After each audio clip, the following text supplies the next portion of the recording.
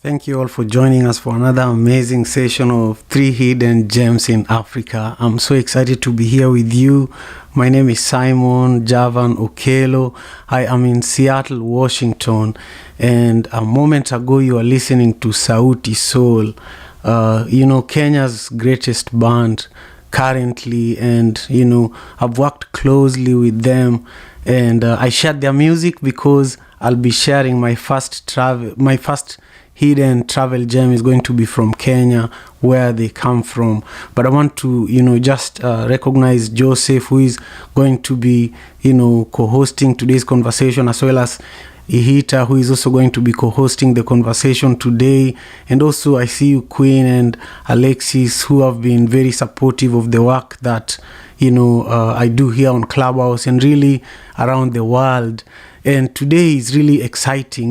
Whenever we gather here every Wednesday, we gather to just gain insights about places in Africa that we've never been to before. And particularly, for me, I love talking about Kenya because I plan 2 trips every year to Kenya. And currently, I am bringing in people who are going to join me to Kenya next year. So I'm signing up people, engaging with people around that. So that's part of why I love creating this space. So I'll talk about Mombasa in a moment, but I just want to, create the space for Joseph to introduce himself and say hi, and Hihita to also introduce herself and say hi. And then I will talk a little bit about Mombasa, which is my first of the 3 hidden travel gems that I am going to share today. So Joseph, please go ahead and introduce yourself. Thank you so much. Thank you, Simon. Thank you, Simon. It's always lovely to see you on One Vibe Africa. It's a platform that we come here each and every time to share our travel gem, three hidden travel gems in Africa. My name is Joseph Kafunda. I'm currently in Namibia, and I work in travel and tourism, and I'm a tourist guide. So I take people around, show them around, and I'm just excited to be here. And that's about me. And now I'll be sharing my 3 hidden gem with you, with each and everyone here, so that we can close our eyes and travel together. I'm done speaking. My name is Joseph. Wonderful. Thank you so much, Joseph. I'm so grateful that you're here. Let's hear briefly from Ita. Ita is going to introduce herself, and then when we hear from Mary Lil, please feel free to introduce yourself and also share with us, your 3 travel gems in Africa, your 3 hidden travel gems in Africa. I know that you have to run soon. It's also late where you are. And also share with us currently, what are you doing in terms of travel? I follow your work closely, and I just wanted everyone to learn a little bit about you as well. Thank you again. And so we'll go to Ihita. Thanks a lot for being here. Thank you, Simon. Yes, I'll keep it really quick so that Meryl can go. But my name's Ihita. I'm a part-time digital nomad based in the Washington, D.C. area. And my most recent trip was actually to the African continent. I was in Tanzania, more specifically Zanzibar. So I'm looking forward to learning and adding more space, more travel, little pins in my world map mentally so that I can figure out where else I'm going in Africa next. I have not been to Kenya, so definitely looking forward to learning more about that. And if anyone has any questions about the places I've been, I'm always happy to share tips and tricks for what worked for me. But I'll pause my mic and hand it over to Meryl to go next. Thank you so much, Ihita. We'll hear from Meryl.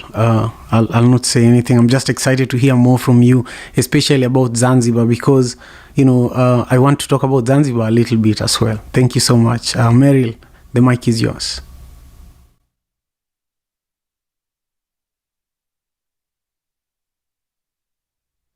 Yeah, I think Meryl could be far away from her microphone at the moment. So I just want to welcome Safua as well into, the space. Safua has also been, co-creating this space every week with us. And she's another, amazing traveler. And, she's going to share with us her 3 hidden travel gems in Africa as well. So I want to quickly just allow Alexis to introduce herself, and then we'll bring it to Safua. and then we'll begin sharing our 3 hidden travel gems after that. And Quinn Smith, feel free to join us on stage, and Sammy, feel free to join us on stage. This is going to be a beautiful conversation. We are going to share 3 hidden gems, and feel free to respond to each other's share as well. We just want to have a living room type of conversation about 3 places that you've either been to, you want to go to, or that you've heard about. Those are all okay. All right, we are at you, Alexis. Habari za jioni. Salama kabisa. And good evening to everyone else. My name is Alexis, and I am a voiceover artist.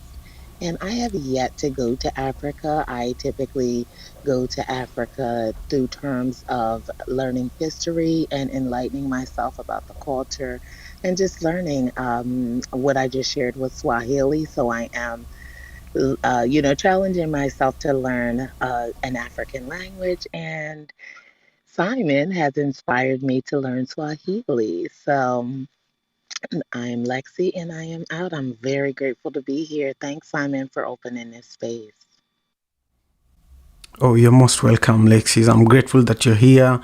And I just want to also recognize my brother Jared, who has been an amazing, co-creator of this space as well. Jared, I'm going to give you the mic so that you introduce yourself briefly. We're just getting started. Safoa, the mic is yours. Please just briefly introduce yourself. And once we hear from Jared, we will begin our rounds of sharing our 3 hidden gems in Africa. I'm so grateful to be here. Safoa.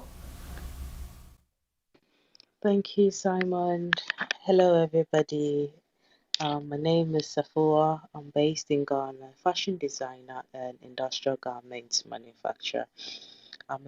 I want to travel the continent of Africa, and I know I haven't crossed the list, even half of Jared's list. So I'm just here to listen to what everybody's here to say and start writing and plan my next trip. I'm done speaking. Thank you. Thank you so much, Safoa. I'm excited to hear what you have to contribute, and also, I know that we are all learning, and I'm confident that in the coming year we will probably travel together somehow. But I want to introduce Jared. Jared, just take a moment, introduce yourself, and also just introduce the importance of this space. We've been consistent with this space, and I think 2022 is when we want to even, build this weekly session more, and we can't do it without you. I'm grateful that you made the time to join us. Yeah, no problem, Simon. Definitely click that greenhouse, follow One Vibe Africa. This is a really unique, space on Clubhouse, and I think anything that can amplify, the beauty and the diversity and the opportunity for culture in Africa is always a good thing, and to build community and put people on to also, travel opportunities, travel deals, things of that nature. So, my name's Jared. I've been to 81 countries to date. Africa is a place that's near and dear to my heart. I've been to 7 African countries so far: Kenya, Senegal, Morocco, Egypt, South Africa, Tanzania, and I always forget the last one. It'll come to me. Kenya. I say the best for last, Kenya. And so Ghana. Well, I haven't been to Ghana, so I can't really say. But you're supposed to fly me out there, so get on it. But just kidding. But what's it called?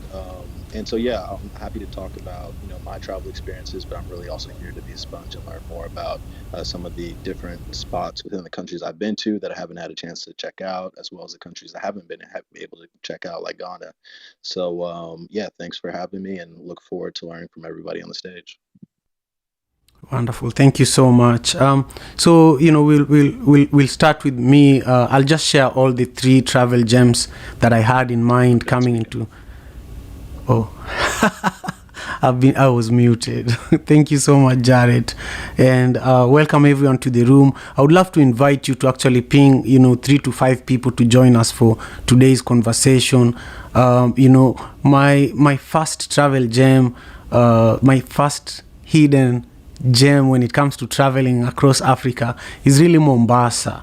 You know, Mombasa is the second largest city in Kenya, and there's an international airport there. So many travel destinations in Africa, you have to land at the capital city and then drive or fly to your final destination. The beauty of Mombasa is that you can fly straight from Europe into Mombasa if that's what you prefer. At the same time, you can fly to Nairobi, the capital, and then drive to Mombasa, which is another beautiful idea. And you can also take the train from Nairobi all the way to Mombasa. Now, why Mombasa? You know, Mombasa is a really historic city in Kenya. It's historic in terms of the history of people of African descent. You know, there was slavery that happened, especially, you know, African slaves that were taken out of the continent from the eastern side, primarily went out of the continent through Mombasa and Zanzibar. So if you want to learn that history, Mombasa is a place for you to visit. Then if you want an amazing nightlife in a, you know, at an African coastal town where the beaches are like 24-hour, you know, nightclubs. You know, there's just so much life in Mombasa. I think that's the place for you to be. And then, you know, lastly, Mombasa is also the main entry to East and Central Africa. You know, if you want to ship anything to the Congo, anywhere in East and Central Africa, Mombasa is the main port, the main hub. So that's why it's also a place for business. You know, if you want to connect with the international community and do business, it's also a place to be.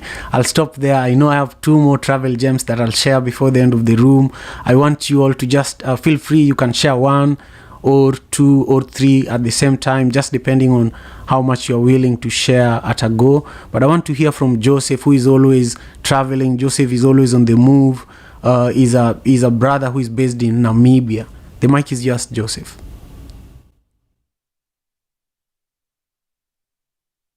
Thank you, Simon, for sharing Mombasa. You know, you remind me of my heyday when I just joined the tourism industry, when I used to do the Trans-Africa by road from Cape Town up to Nairobi. And first time I got to know Mombasa, I asked myself, what am I doing in Namibia? Because I find that Mombasa was the end of the world for me. So I almost dream of moving to Mombasa in 2004. But then I came back home and then something took my heart away from home. That was the Namib Desert. But today I'm not sharing my first hidden gem in Africa. It's going to be in Zimbabwe.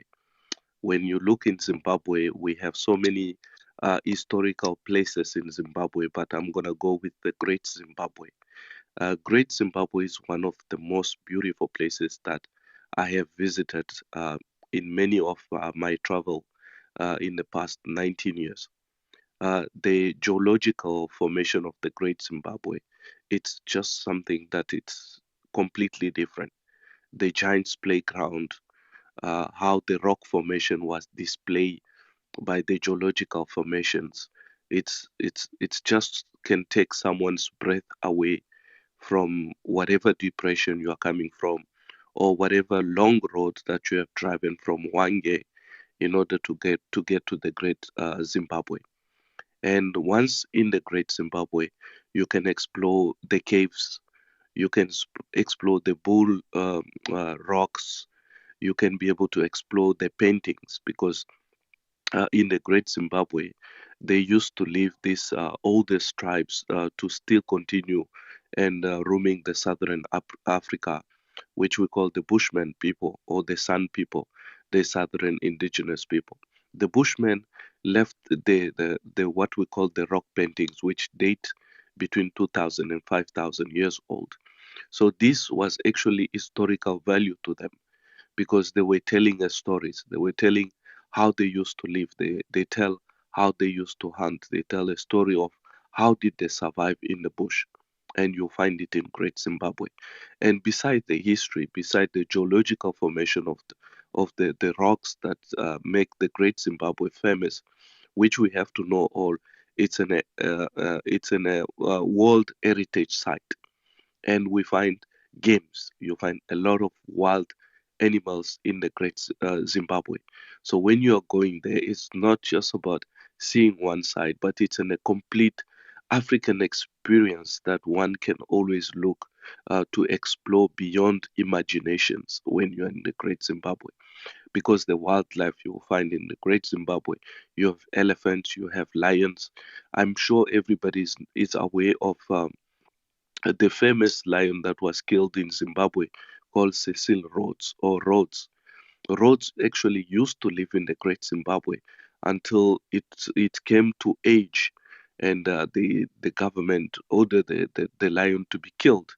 But it was one of the greatest lions or a pridest lions that anybody would travel to Great Zimbabwe. I had an opportunity to see it like 4 or 5 times, and I was always amazed by the way it walk, the elegancy in that cat is just something different. You find also a population of leopards because of its rocky mountain. You have quite a number of leopards. You have giraffes. You have elephants. So I would recommend anybody who's looking for Zimbabwe or to travel to Zimbabwe. We always talk about Victoria Falls, but look at Great Zimbabwe as an opportunity. It's a way of going. And you have a cave which is not really far from there with a blue sky water that you'll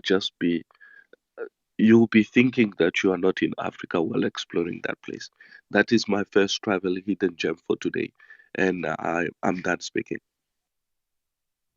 Excellent. Thank you so much. This is Simon speaking.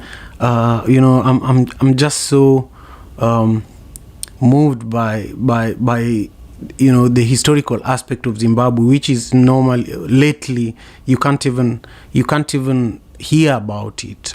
So thank you for sharing that with us. I want to open the space for Ihita to also speak briefly about you can talk about Zanzibar, and you can also talk about other places in Africa as well. Thank you so much.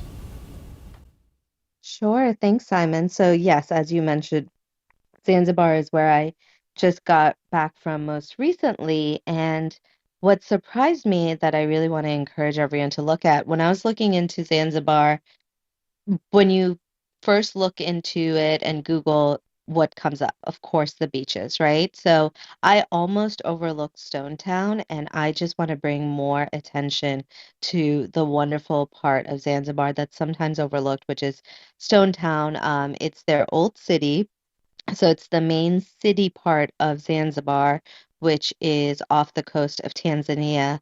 And it's both a historical and artistic place. Like the majority of the businesses and the government institutions are located in Stone Town. But it's really an interesting, like, commingling of like history and culture and arts and business all at the same time. It's where the business takes place, but it has its own scent and its own like way of living. I was really just taken aback by how much there was. Like it's such a sensory overload because there's so much to taste, hear, eat, smell. Like I couldn't get enough, and I was so sad that I was only spending a few days there. Next time I go back to Zanzibar, I would stay for longer. So Stonetown particularly also really highlights the unique influences of its history of the Arab Persian world, the Indian and the European elements. So if you Google it, you'll see a lot of the architecture is this interesting mix that's unique to Zanzibar and to Stonetown because you see all of those mixes and those influences coming together in the same architecture. So the culture is very unique because it's a blend organically of those cultures and those historical elements. And even with the clothing that they wear, you see the Omani influence in like the men's daily outfits, and the culture of how the men and the women interact and what their daily lifestyles are like and what the expectations are of like the gender roles. I couldn't get enough, and I really want to encourage anyone that's going to Zanzibar to set aside time for Stonetown because it's such an interesting and unique place that it's actually been deemed a UNESCO World Heritage Site. So that's my first gem, and I hope that inspires you to look further into Stone Town the next time you think about going to Zanzibar. Wow, thank you And so much. Thank you so much. I know that Stian, you probably wanted to say something, but Mary is one of our special guests today, and it's getting late where she is. I want to just create space for her to share, her hidden travel gems, and also share with us, what she's currently up to as a travel enthusiast, in the continent. And then we'll continue, with Alexis and then Rachel. We'll just create space for everyone in the room to share their 3 hidden travel gems in Africa. But in the meantime, also right before we hear from Mary, I just want to invite you to, ping in 1 or 2 people to join us for today's conversation. And also, I am live streaming this conversation on YouTube. If you want to connect with me over there, I will share the link for the live stream in a moment. But the link at the top of the room is also one of the previous trips that I have organized to Kenya. You can click that link, and in the comments I've shared another link that will guide you to the form that you can fill, and that notifies me if you're interested in traveling to Kenya with me next year. And you can just DM me on Instagram or here, and I'll be able to send that link to you. Now, Mary, thank you again for being here with us. Let me know if you're back. Thank you so much. Thank you, Simon, for having.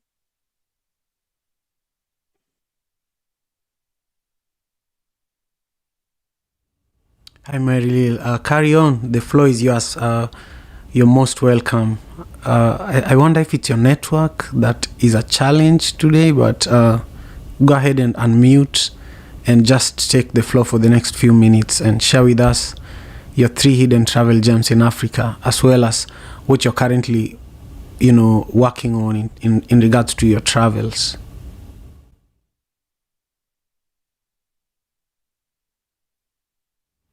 I suspect that it's her internet that is the challenge that we are having. So, Can you hear me? I hear you now. Carry on. Keep going. Okay, so sorry, it's my network that's really bad.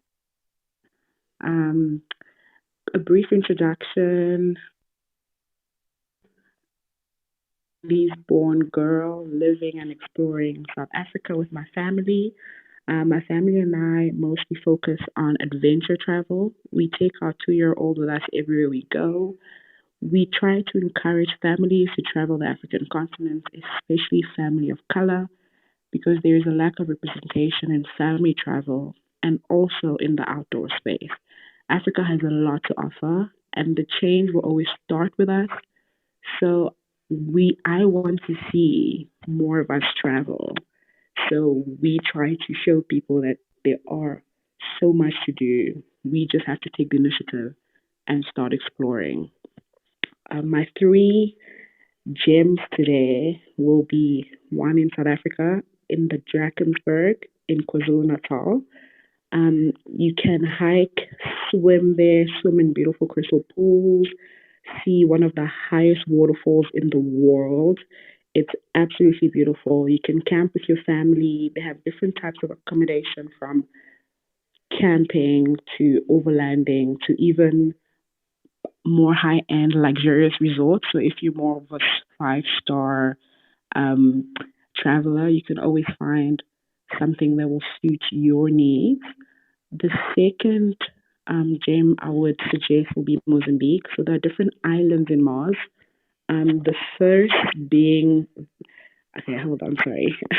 The first being Vilanculos, and the second Bazaruto Island.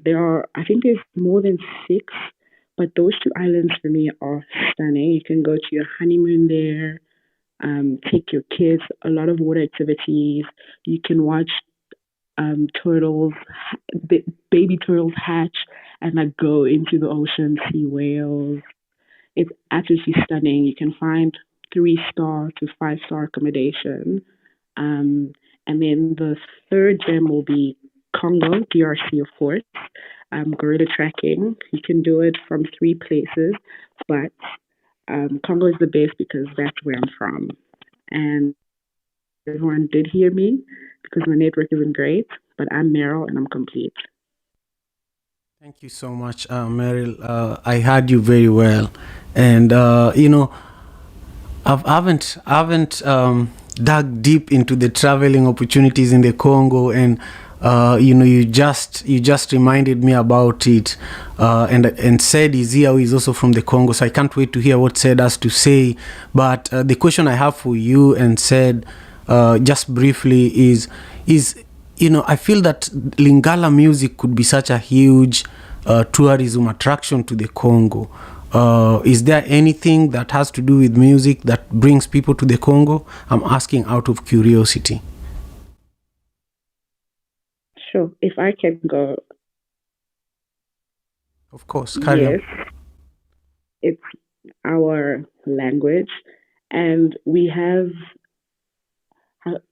a huge market there, but jazz, right, in Congo. So people who love jazz go to Congo because that's where it originated from. There's like a particular jazz that you can find in Congo. So if you're a big jazz connoisseur, Congo is the place to to go. And obviously it's jazz in Lingala, jazz in Chiluba, jazz in like our different languages. So it's not jazz only in French or yeah. So it's like cultural, deep jazz. I mean, I would say that Congo is birth of African music. If you understand the African music and how it operates, how it's been for many years, I think, which is funny, Congo has been known by, its music until, other country, took over and of course, diversity and technology and all that. But I think, yes, Congo music, which actually today or yesterday, I think Congolese rumba has been actually become a UNESCO heritage or something like that, preserved. And I don't know how those things work. I'm not really good into music industry to know what that means, but it looks like it's something really big. Yes, when it comes to tourism and global appearance, of course, Congolese rumba can be something of interest. And when you go to a place like Kinshasa, where you can have live band all over the place, I keep saying that I think Congo is one of the places where you can see people really play live music all over the place, not internet music or voice recording or anything. It's a live music to the core. So yeah, Simon, that's really that's a good question, and I think it is a big part of what can attract people as well to the country with other many things that are there. Thank you.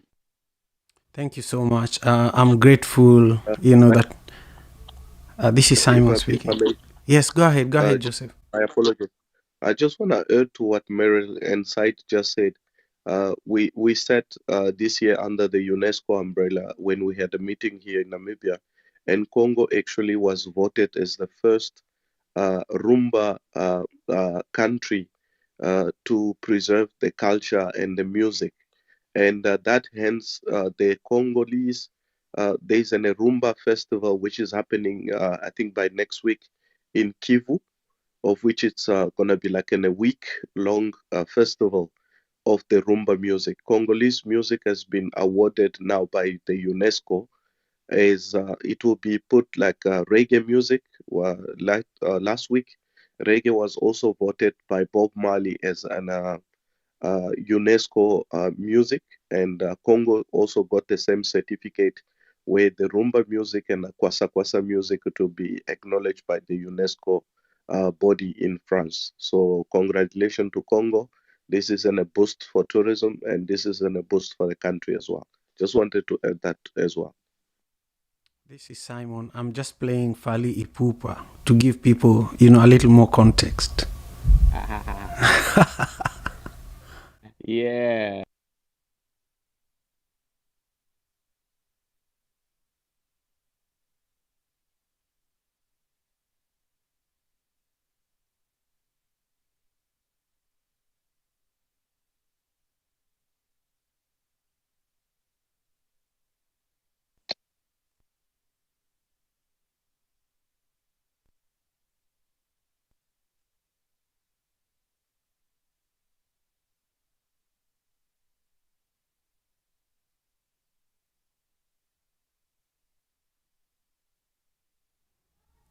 Yeah, just to paint the picture a little more, but Congo's music has influenced even the Kenyan music industry.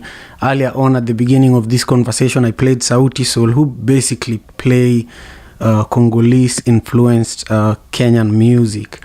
Now I want to continue with the conversation and move on to Sensors, who is another amazing co-creator of this space and many other spaces that we run together here on Clubhouse. I want to just give you a moment to share your 3 hidden travel gems. But Mary, I know that you have to go soon. I just want to check in with you in regards to time. If you're still here, I would love to continue engaging you as we continue building. And also, Grace, thank you for joining us. I'm so grateful that you're here. Census. Hello, everyone. And Ted, you are alive. It's been a while. I know. I've been all over the place. I just got back to States. I think 4-5 days now. Yes, I've been all over the place. All right, great. Let's catch up. So wow, when you played that Congolese music, I was like, play some Franco, bring back the old tunes. Because I did. I played Franco during one of our Clubhouse events, and said was so sad, because he could not identify who it was. oh so today I played Fali Ipupa. No, I'm joking. I said, shame on you. Franco actually made a song with my father in it. So, we honor him. It's great to hear about the Congo. My name is Census Kabang Leon. I am originally from Sudan, South Sudan. Grew up in different parts of Africa. And my 3 hidden gems are, I am first going to say food, the food culture in Soweto. It's really beautiful, the food culture, the dance culture. I'm a piano South African house, and even the hip hop scene. And there's a beautiful poetry scene where you literally can go and listen to poetry and enjoy live music. So that's one place that I think if you can go to, do so. Secondly, another place I would put is going to the historic parts of Cairo, whether it's the pyramids or the citadel. These are some of the old palaces and mosques that were built at the beginning of the century. There is some art and culture in it that is unbelievable to the human eye. If you just go and see any of those artifacts, it's mind-boggling that humans built that.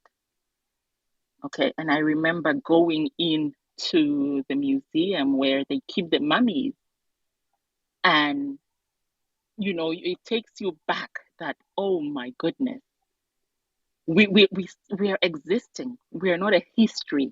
We are alive. Yes, we are mummified, but we are alive. Our remnants are there. There is a way to thread how we came to be and all the richness of knowledge that we have. So that's the second one. Third is Djibouti. I went to Djibouti for a work program, but the Djibouti scene is beautiful. It's a mixture of a culture which is a bit Arab influence and African, and it's by the coast. So you have the Red Sea, a long strip of the Red Sea, and the food is delicious. It's like you go to a local place and you just enjoy the scene, or even going around the market. Djibouti it's a really cool place to visit. It's as much as most of it is Islamic, it welcomes people from across the region. It's not Sharia law defined, if I can say. And so it's a different part of Africa that it's less explored, but very rich. It also has one of the most well-designed ports in the whole of Africa. The Djibouti port is well designed, structured, and functioning than even your Mombasa. When you are just there within the scene and you imagine the amount of trade that's happening in Africa, across Africa, Europe, all of those movements, it just tells you that we are an important part of the globe. You know, this tops that we have make a huge difference in where the world is moving. And especially if you all remember when the tanker got stuck in the Red Sea. Okay, if you just remember that, now you look at the scenes of all of these different ships that are bringing supplies to Africa, across Africa, and they are a stop for people moving supplies to India, all the way to the Southern Africa region. So those are my three top gems that if you can go, please do, and get to know the different parts of Africa. This is Census. I'm complete. Wow, thank you so much, Sensas. This is Simon speaking. I just love all the three hidden travel gems that you had to share. And I want to open the floor for Sed to also briefly share his three hidden travel gems. And we are going to hear from everyone on on the stage and also in the audience. I'm always excited every Wednesday when we gather for this session because I know that I'm going to learn something new and a destination within Africa that I can travel to. And I want to invite you, if you're in the audience, ping in one or two people that you think will enjoy this conversation, and also follow the club, follow the One Vibe Africa club, so that when we have this conversation next week, you can also be a part of this conversation. And finally, follow our moderators and the people who are, helping make this possible, so that you can also join some of the other rooms that they are hosting and learn more about other work that they do outside of this specific room. I see that I actually skipped T. T, just tap your mic if you're there, and if it's okay with you, could we go to Sed real quick and then come back to you? Perfect. Okay, Sed. I'll let you go ahead and share with us your three hidden travel gems. I'm sorry I gave you a hard time earlier. No, that's really good. I mean, sometimes old school music, you know about it, but sometimes it doesn't really connect to our generation because, those Franco sessions and stuff, I mean, that's the best Congolese music for real. Yeah, and I'm excited to be here, man. It's been last crazy, I'll say 4 months for me. I've been all over the place, working in East Africa, primarily in Uganda, and then I did some travel in Kigali, Addis, and then Kinshasa, and then Sweden and Denmark and Netherlands, and just all over the place during this crazy time for people wondering where this guy been. I've been crazy up and down.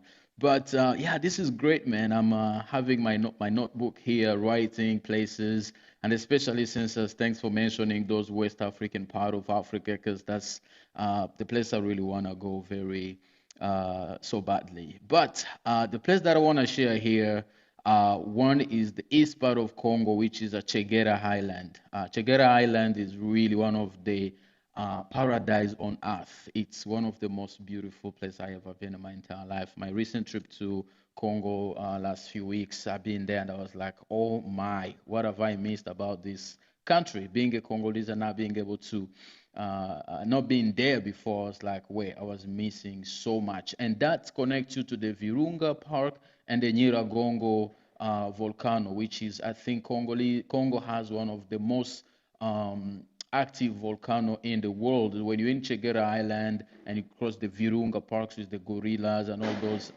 rare species, and then you go to the Nyiragongo Mountains, which is like a bunch of 3 or 4 volcano in line, you will be like, oh my, this place is amazing. Not what you hear on the TV.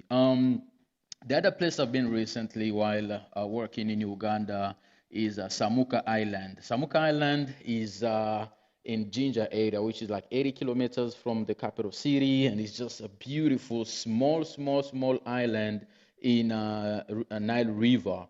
And the beautiful about this place is that you also connect to the beginning of the river. You know, when you talk about the River Nile in Africa, the source of the Nile is in Uganda, exactly in Ginger Nile, not far from the Samuka Island. And you got to visit the place. It's just like a wonder on earth. And the last place I want to talk about, because we spoke about the influence of music and culture and the vibe in Congo, I'm just inviting you to travel to Kinshasa, the capital city of Congo does not sleep. If you want to explore all the crazy, nice evening vibes, live music all over the place, and just discover this great new culture. And it's a big, big city to 15. Today, they're estimating to be a 20 million of population just to see the vibe. I think it's a great place to visit and to see with all the food and culture. It's just like a different country somewhere in this Africa. So those are my three ones, and feel free to Google them, check them up, and visit. Ask me more questions. I speak on the place I've been, so I may even be able to give some tips on what happened and what I found while visiting those places. Thank you so much, Simon. This is amazing. Oh, you're most welcome. The other thing about Said is that he actually has a space here in the US that he's building that is related to travel as well. So he's someone that you need to connect with him. You need to connect with him. So follow him if you want to stay in touch with some of the amazing work he's doing. And now we want to hear from Grace, who is also, doing amazing work, traveling as we speak, and also hosting amazing conversations here on Clubhouse. Go ahead, Grace, and share your 3 hidden travel gems. Hi guys, thanks Simon for inviting me on the stage and to speak. So unfortunately, I don't have any recommendation because so I was born in Kinshasa, but I moved, I was 3 years old in Europe, in Belgium, and I have never been back to motherland. So I'm actually planning my first trip in Africa for Make that next trip, year. sis. Make that trip, sis. Make that trip, sis. So I'm going to Tanzania, and so I've been following you for like a week now, Simon. I just discovered like all of what you're doing about a week ago. So I'm super excited to hang out in these rooms and know more about my roots and the destinations. And when you put on the music, I was like, oh my God, I need to go on stage because it brings back memories from my childhood when my mom was putting some music on. And yeah, I really feel like I need to connect with my roots. It's just a little bit scary because, like I said, I've never been back. And yeah, but I definitely am writing down everything that everybody's saying. Oh, no problem. You're most welcome. And, I'm just grateful that you're here. And, in this room, you can, if you attended this session every week, you could connect with a number of people who are traveling and organizing different kinds of trips and, just adventures across Africa. And I travel with a lot of people from the diaspora back to the continent. And it's just a different experience. One of the things I enjoyed this October, I was in Kenya this October, was amapiano music. It's a really, really like a new African kind of music, not Afrobeat, it's South African, and it's just taking. I wish I connect with you in Kisumu, Simon. My friend, I wish to. Now I want Simon, to just. do you know how to dance to amapiano? No, you will have to teach me. I want to play a little amapiano, and then we'll hear from our audience members. I know that we have Alexis and Stian, so I'll just play just a quick amapiano, and then we'll continue the conversation. So one moment.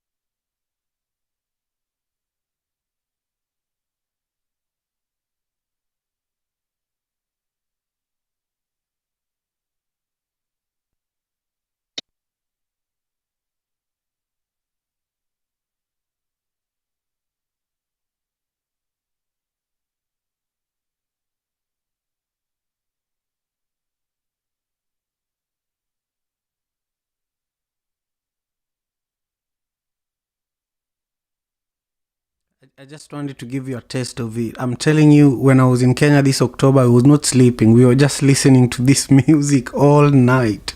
Anyhow, Alexis, I know that you spoke a little bit Simon, earlier. Sorry, go Simon, ahead. I need to Bye-bye, share you T. the piano. I need to share with you the best piano. I will share a link of the best piano. Remember, in Southern Africa, this is what we dance to every day. So I will Yes, share you Joseph. You better Please, you please. better give him. Amangini, amangini. Man, I'm Hey, telling you. Simon. Yeah, go ahead. Hey, T, I actually completely forgot about you. T, just take the floor. Take the floor and share with us your three hidden gems. And then, Alexi, I feel like we have kept Stian waiting for a bit. So let's hear from Stian just quickly. And then just give each person space to share their hidden gems. But T, sorry, forgive me. Oh no, not a problem. I just thought to shout out. Maybe the red isn't too bright for you. So I'm T, becoming unfiltered, and the three hidden gems I want to share. By the way, Simon, this is just such a nostalgic room. Lots of memories. So thank you for putting this together. I want to say, if you're landing from the diaspora, stop in the gateway, which would be landing in Johannesburg, and then taking an hour drive to the Mahalisburg, to the Cradle of Africa. The Cradle of Africa is where humankind first started. So I think it's a hidden gem in every sense, in that not too many people know about that location. And then from there, I would suggest heading out into Botswana to the Kalahari Desert. I think somebody mentioned earlier, I think it was the Great Zimbabwe, and so it ties in with the Kalahari Desert as well, in terms of the Khoisan people and how they live. And I believe there's still some of the Tswana tribes that still live within the old traditional ways. And then from there, I would go ahead and also recommend my last hidden gem, which is in Bulawayo, Zimbabwe, which is the Mathetopus Hills. And the Mathetopus Hills is a geographical location, just with amazing rockery to look at. So it's not really mountain view, but it's rockery, and the way that it's all laid out. And those are my three gems, three different countries. I hope you guys can touch base with any of them. Thank you, and I'm done speaking. Oh, you're most welcome. I love everything you have to share with us, and congratulations on all the amazing work you're doing. With your books, and what you're doing is amazing. But you're also a wonderful human being. We connected in unexpected ways, and you've always just been so wonderful. So any chance I have to let you know that you're great, I will do it. Now, Alexis, I'll give you the mic briefly, and then you can pass it to Stian. Thank you so much.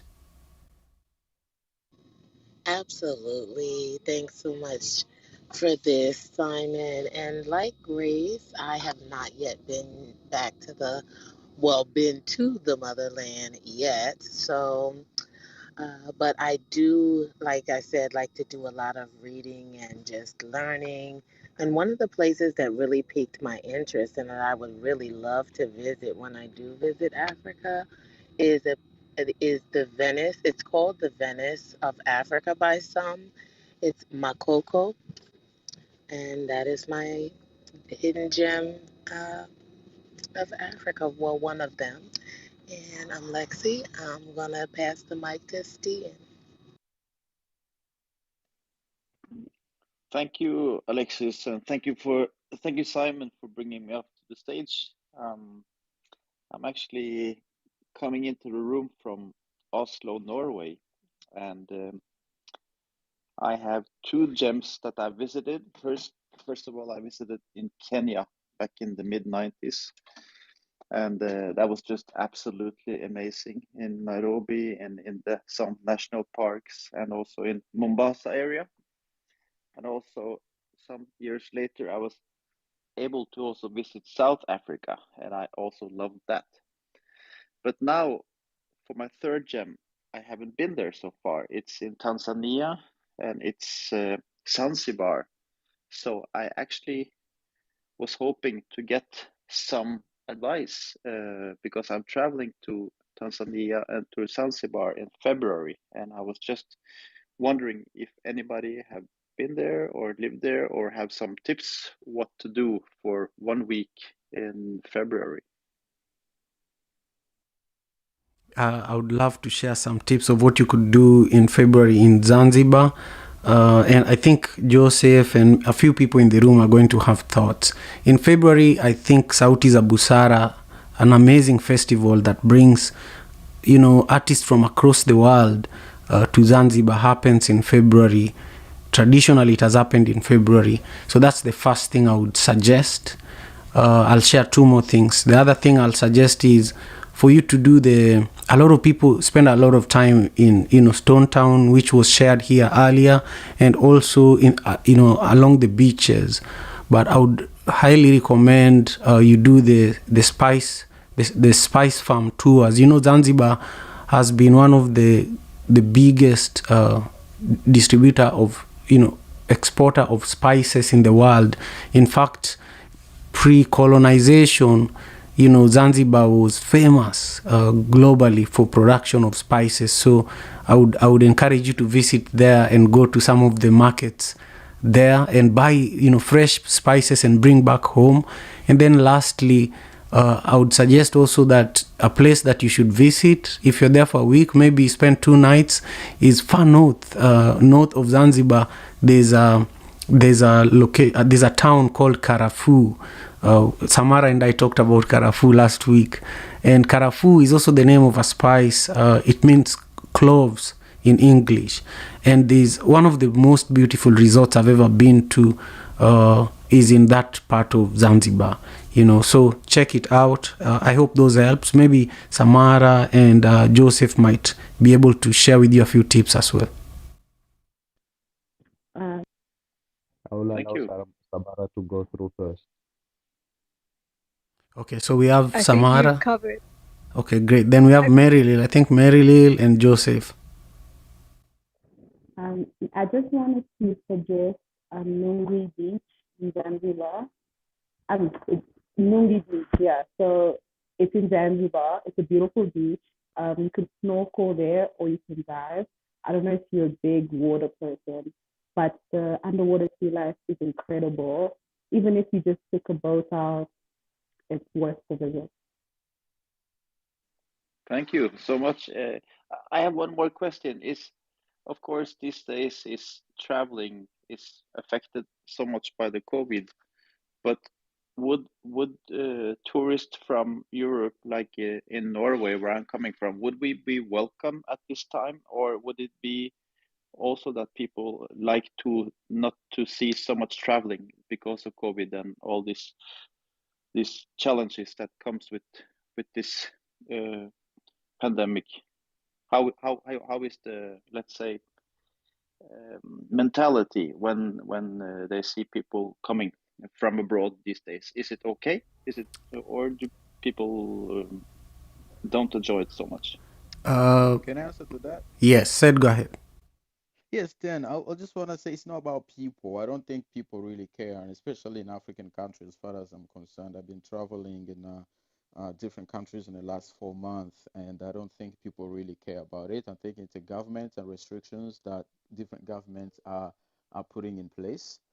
It's just that when you travel, there's a lot of requirements at the airport, depending on the country, that you need to be prepared for before you get to the country. But when you in a specific country, I really don't think really people care much about who is coming, who is leaving, because at the end of the day, people are just trying to live their own life despite the government putting restrictions on whatever. However, now this Omicron is bringing more doubt to a lot of people, to especially when it comes to the southern part of Africa, in which there's been a lot of alarms on people traveling from those places.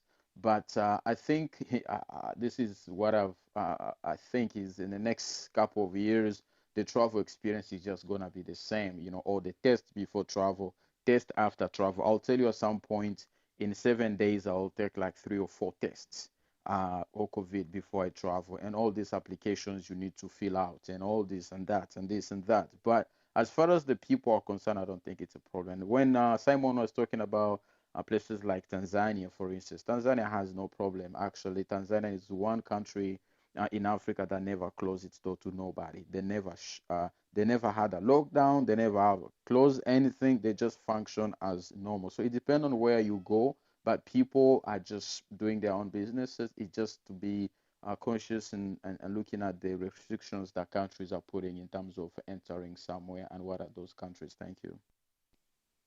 Excellent. Thank you so much, Ed, and all of you guys. I appreciate it. Yeah.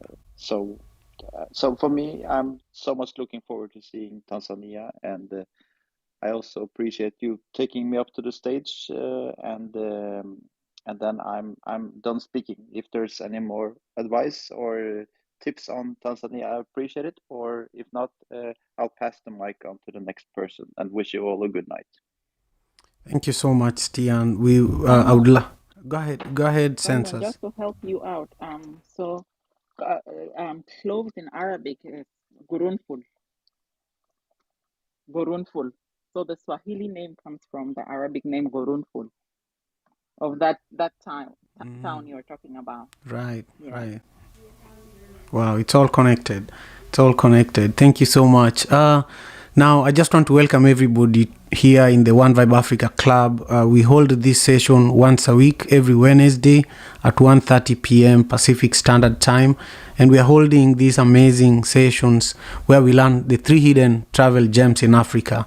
We have, everyone that joins us on stage sharing three places they've been to, 3 places they're planning to go to, or 3 places that they are dreaming to go to, but in Africa. And I invite my friends who are currently traveling, or who are in the travel business, or who are just travel enthusiasts, so that we can also share and provide the kind of feedback that we gave Stian, I believe that's his name, Stian.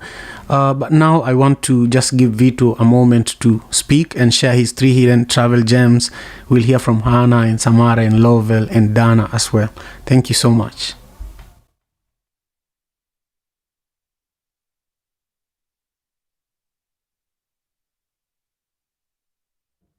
Okay, it seems Vito is away from his phone, so we'll go to Hannah. Hannah, thank you for making the time to join us for today's conversation. Please share with us your 3 hidden travel gems in Africa. Hi, thank you for having me. I just got a call, so I'm wrapping that up. So, Samara, if you could please go, and then I can go after you.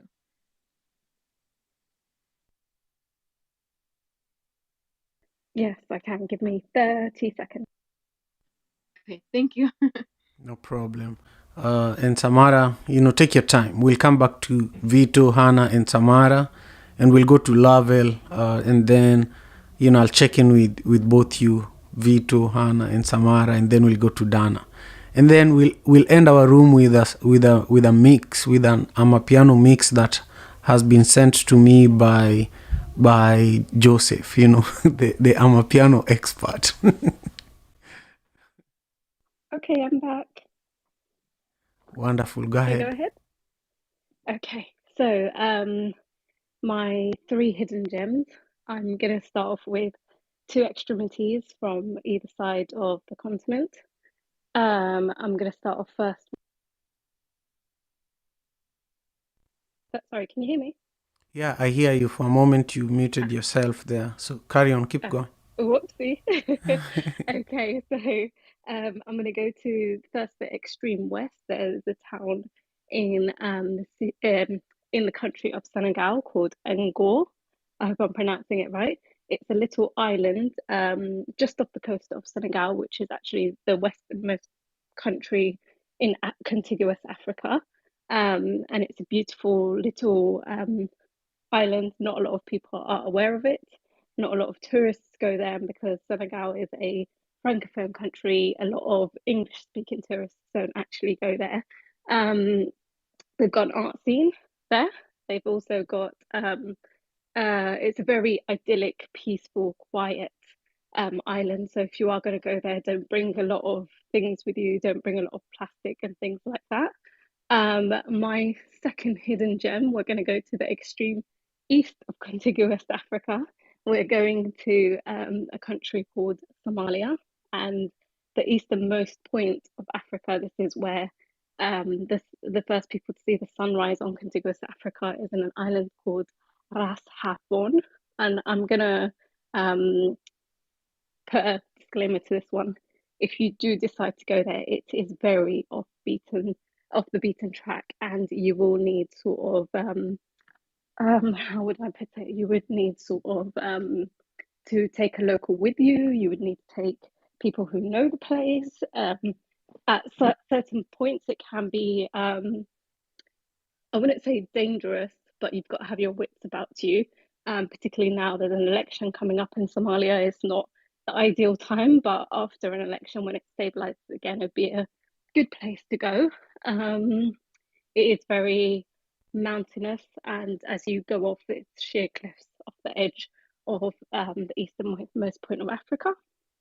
And my third and final place is an island off the coast. So someone in here, I can't remember, I'm really sorry, whoever it was, mentioned Djibouti. Right next door to Djibouti is the unrecognized country of Somaliland.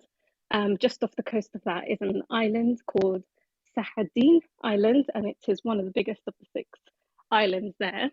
And in order to get there, you have to go off the mainland in a city called the local in Somalia it's called Sayla, but in written down in English it's called Zilla, and it's an ancient Ottoman port town. You have to take a boat. It takes less than an hour to get there, and it is Djibouti is not far from it, so it's right near the border with Djibouti, and the waters are crystal clear blue. The sand is white. There aren't any palm trees on there. It's very very deserted island. There's one building on there, and I think yeah, those are my 3 points. And the island of Zanzibar actually gets its name from the Arabic. I can't remember if it's black pepper. It's called sinchibil in Arabic, and that's how Zanzibar gets its name. So for anyone who wanted to know, and that's my 3 hidden gems. Thank you. Wow, thank you so much. And I think Zanzibar was also the first place actually where colonization of East Africa started from. I think the Omani leader or king that conquered most of East Africa lived in Zanzibar. So it was like the place where most of that region was governed from. Samara, thank you so much for your amazing share. Let's just check with Vito and Hannah briefly. Are you all there? Okay, Yeah, Anna is here. Anna, carry on, please. Okay, so hi everybody. I am from Ethiopia, and I travel throughout the African continent, as often as I can. I recently did like 8.5 months throughout 11 countries, and I just work towards getting more people to go and visit the continent. So I have a lot of recommendations, and some of them actually have been said throughout this conversation, but one of them, I'll start with Ethiopia since that's where I'm from. There is, in North Ethiopia, there is a city called Gondar, but whenever you get there, there's a mountain. So it's called Semian Mountains. And that place, the scenery, it is beautiful. Like the elevation is kind of high, but you have a guard there who comes with you. There are endangered animals there, like monkeys and some I don't know what it's called in English, but like ibex animals and whatnot, wolves, foxes and whatnot, and they're not gonna come to you, but the monkeys do. And the scenery though is absolutely breathtaking. So it's Semian Mountains. And my second recommendation would be in Mozambique. I love the beach. I love beaches and everything. So somebody said earlier Vilankulut. That's one. But I don't know if I'm saying it right, but Ponto de Oro. I don't speak Portuguese, so I don't know. But those two places are absolutely beautiful. White sand, blue waters. People are nice. It's a good vibe. And then also, I I don't know if this is really a hidden gem, but I don't know many people personally who go to Kampala, which is Uganda's capital, but I absolutely love it there. There are a lot of the people there are absolutely lovely. They're wonderful. And then there are a lot of day trips or weekend trips that you can take from there in the nearby area. So those are a few. So yeah. Wow, Yeah, thank you. definitely, Hannah. Kampala is a live city, except this during COVID-19, but it's one of the places you'll never sleep as well. Those day quick 2 minute trips are amazing, and the city is lovely.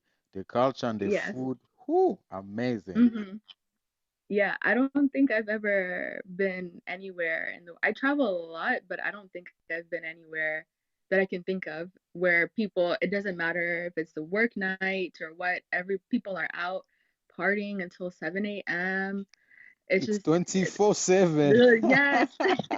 I was like my friends, they took me out one night, a Sunday night. I was like, you'll have work. You have work in the morning. They're like, oh, it's okay. It's okay. Tuesday night, same thing. So, it was nice. It was fun. But if you want to vibe, it's definitely there. So, Yeah, and actually, Kinshasa is the same. I used to think Kampala is like the craziest place, but Kinshasa, I mhm. think it's crazy. 11 a.m. people start partying. I'm like, wait, what? Maybe this is why this country is not developing, in a good direction because it's just people party every day. Yeah, the vibe is Yeah. pretty much the same and is amazing. Yeah, this is something though it's been pretty consistent from my experience across the continent. It's just people enjoy life, and It's just true. go out and celebrate. So that's what it is. It's true. That's I'm lucky that I moved to the US after I was 26. So everything you guys are talking about, I can completely envision it. It reminds me of I was a DJ too for like 6 years, and so Mhm. I was right in the middle of what you're talking about. But I've been to Kampala too, and the nightlife there is really, really great. And the food, the banana, the waragi. I don't know if you've had the The waragi when you're there. matoke, the matoke. Yeah, the matuke. Anyway, I just want to check with Vito quickly and Lavelle. We haven't heard from you and Dana. Vito, are you there? Okay. Um, we'll move on to Lavelle. Lavelle, I hope you're doing well. I'll pass you the mic so that you share your hidden gems, and then we'll hear from Dana. We are going towards the end of our conversation today. So I want to welcome everyone who is here with us, Tony, MK, everyone in the room. I really, really appreciate you spending your time with us. If you want to travel to Kenya with me next year, let me know and I'll send you a link for you to just share with me more information about why. And then in January, I'll begin reaching out to people and beginning the planning. But for now, if you want to learn more about the previous trips that I've been organizing to Kenya, the link at the top of the room is the best place for you to start. Now, Samara, we heard from you. Lavelle, the mic is yours. Okay, hello everyone. The three hidden gems in Africa. The first one that hits me is Ghana. The second one, of course, would be Kenya. And the third one would be Zanzibar because of the spices and the beautiful waters. Excellent. Thank you so much for sharing. Your three hidden travel gems. Dana, how are you doing? Share with us your three hidden travel gems. Hi, how are you, Simon? I'm doing well. I mean, this is hard. I think I'm gonna go with two, and maybe I'll come back another week and add. Already said my countries, but I'll try to bring in some new things. So my two countries are going to be Senegal and Ethiopia. And I'll start with Senegal because this is the country where I have spent the most time. I've lived at times, and I've been going to Senegal for quite some time. Don't want to date myself. Someone mentioned Ngor. So Ngor is a town and it has a beach and it's near Dakar, the capital. And I, in fact, agree. Who was it who said it? I think Samara said it. And it's you have both a beach, but you also have an island. And so you have Ngor Beach, which is still connected, and then you have an island that is right off the beach. And it has some of the most beautiful water that I think I've seen in any beach anywhere in the world. And it's just gorgeous. And the beach is slightly different. It's a slightly lighter blue. And then by the island, because it's a bit deeper, and you have to take a boat over pirogue, which is like a canoe. And you take the boat over, and it's almost a turquoise color at times, and it's beautiful, and it's so clear, and you can, see fish, and you can see things in the water without, even having any goggles or anything on, just at the shore, and it's, if you don't go too deep. So gorgeous, gorgeous beach. But Senegal, and I think people, I hope you hear me. Yes, I hear you, but you're breaking. I can still hear you okay, so keep going. Okay. And so in addition to Angor, hold on, I'm gonna move because it's No problem, Dana. We'll give you a moment to move, and I just want to check with Vito for the final time. Vito, just unmute and let me know if you're there. Okay. Now, Joseph and Marilyn and T and Sensors and said, just prepare your closing remarks after we hear from Dana. And then after that, I'll play the music and then we'll wrap up our conversation. Oh, Vito is here. Dana, are you there as well? Okay. I'm here. Okay. How's it coming through? It's wonderful. Okay. So you can wrap up and then we'll hear from Vito. Thank you so much. Okay. So in addition to the beaches, there's also a lake in Senegal, Lac Rose, which is a pink lake. And it's a pink color. And the color comes from actually the salt content in the lake. And so they mine salt out of the lake. And Pink Lake now, I guess it's about an hour from Dakar in a different direction from Ngor. But Senegal is a wonderful place. It's a wonderful place. The beaches, the food, the people, the hospitality. And Wolof, they have a word that's called teranga for the hospitality that you have in Senegal. And so there are so many wonderful things I think about the country. And quickly, I'll just talk a little bit about Ethiopia. Maybe I'll come up another week and say more since the bar was coming up. And so in terms of Ethiopia is another country that I really like a lot on the continent. The history, the culture, the food. Oh, Ethiopian food is one of my favorites in the world. And I think also the geographical diversity in the country. I've traveled throughout a lot of the country in different regions of Ethiopia. And I think Addis is a great city, but in terms of places that are kind of off the beaten path, um, I like Hawassa, which is near a lake and it has resorts. I like the vibe there. And there's also a small town near Hawassa, closer to Shashamene, called Wando Ganet. It's really like a village, and it is beautiful. In fact, I will say that it is probably one of the most beautiful places that I've seen anywhere in the world. And I should also add that I've traveled through much of the continent. So I've been to a number of countries in different regions on the continent, and I like different ones for different reasons, but I'll stop there. Thank you. Wow, thank you for being here. Join us next week. And Hannah, I would love for you to join us as well. And, Samara, of course, our moderators too. But really, if you want me to add you as a co-moderator for these sessions, DM me and I'll add you there. And we will make you a part of, creating this space where we can, share more of the hidden travel gems across Africa. But now, Vito, we are going to hear from you, and then we'll go to our wonderful moderators to give us their closing remarks, and then we'll hear some Amapiano as we close. Hello, good afternoon, everybody. I've never been to Africa, but some things that I would love to see when I go, one would be the pyramids. Um, like someone had mentioned before, she's seen them. She just said it was just like mind-boggling, unbelievable. Yeah, I would love to see them. It's just unbelievable that, like she said, they were built by people like us, and Second place I would like to visit is Ethiopia. One reason is because my mother lived there before, and my grandmother and my aunt. My aunt is Ethiopian.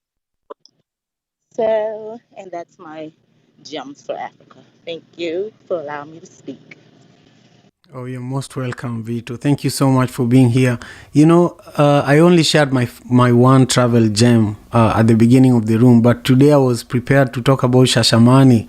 I was a reggae DJ in Kenya for a while, and so Shashamani was a dream. It was like a pilgrimage for all Rastafarians from Kenya, and there were Rastafarians from Ethiopia that would also travel to Kenya, and then those from Jamaica and across the world, people would meet and travel to Shashamani. So I was always fascinated, but I never made it, to Ethiopia myself. And then I also wanted to talk about South Sudan. I've traveled to South Sudan. I worked in South Sudan, and just the experience of traveling there, for me, I was in my early 20s, was just adventurous. But the food and the people and how I was treated there, the relationships I made there. We were there right after the peace deal was signed in 2010, I believe, 2010. And so it was a recovery period. But the food that we were eating there, one of the things I realized, it was really, really oily. There was a lot of oil in a lot of the food that we ate, and it was so hot. And there was honey and a lot of sugar in a lot of the tea that we were drinking, and that's how I was raised in Kenya. We had a lot of oil and a lot of honey and a lot of sugar in the tea that we drank. But the bread also, there was this bread that was homemade that I just enjoyed when I was in South Sudan. And then I want to pass it to Joseph to wrap our conversation for today, and then we'll hear from Mary, and then T, and then Sensors, and then Seth. Thank you again for being here with us today. Thank you, Simon, once again, and thanks to everyone who's been here with us for sharing their three hidden travel gem in Africa. It's such a wonderful opportunity each and every day we come here and we share all these beautiful places. And for me, I've been inspired. Although I've traveled 32 countries in Africa, but I'm still a baby. I still didn't do as much as I could, and I see now we have the opportunity. And I always tell people that travel is a therapy for me, but today I'm gonna say travel is the only thing that it make you richer, although you pay for it. But once you come back, you become rich in knowledge, you learn something, and you feel good about being lost in a different direction. Because when you get to that specific country, you get to get lost so that you can gain that knowledge. And I would say to everybody, let's not be negative about anything that is happening in the world that is disrupting our travel initiative, but let's stay positive and we can see the light at the end of the tunnel and we shall be able to travel very soon. So stay positive and have a lovely day. And for those who are going to sleep, have a lovely night. I'm done speaking. My name is Joseph Kapunda. Thank you so much, Joseph, for your contributions. And Marilyn, thank you for being here so late. Thank you for having me up on stage, Simon. It's like 1 o'clock. I was supposed to leave 30 minutes ago, but hearing everyone's stories, sharing stories about the African continent and the different hidden gems in Africa just makes me happy. Seeing that people actually love to travel and enjoy being with each other and with humanity. It was just very inspiring, like Joseph said. And yeah, and I can't wait to have this again. You're most welcome. I can't wait to have you again next week on Wednesday. T, share with us your thoughts as we close. Again, this has been fantastic. Just listening. It's almost 6 p.m. here. I'm cooking supper, And my takeaway from the room is hearing about the spices in Tanzania. I never knew about that. Now I want to try them. I want to see what everyone is highlighting about them. So I challenge you, Simon, actually, after listening to this room, I challenge you to convert these into books before your travels, I hope, or after. These are interesting stories. Thank you, everyone, for sharing and all the passion. Oh man, well, you have a project to help me with, right? Anyway, Sensors, thank you again, T and Sensors. I just want you to speak about tomorrow's event, and the anniversary for the 2013 conflict briefly, and invite people who can join. Thank you so much. Thank you very much, Simon. Um, First of all, thank you for this session and for everyone who came through. Second, for those interested in South Sudan food, please go to Taste of South Sudan on Google, on YouTube, and you can learn a lot of our recipes in a more healthier manner. So what I wanted to share was about 8 years ago in 2013, on the 15th of December, conflict broke out in South Sudan, and a big part of the conflict um, was ethnic. A militia belonging to the president's region pretty went on a rampage and killed people from another region. And from that day, there was constant revenge attacks, and it finally broke out into war in the whole of the country. It was very traumatizing. I was less than a kilometer away from the military barracks where it started, and so I spent the whole night on the floor watching all of this high ammunition going across. And we lost a lot of lives, about 20,000 within the 2 weeks that this occurred. Some of them are hidden graves that we haven't even managed to find. Very traumatic for a lot of people. And following that, we hoped we would go to an era of peace. There were some negotiations. In 2016, an agreement was signed that brought in the former vice president.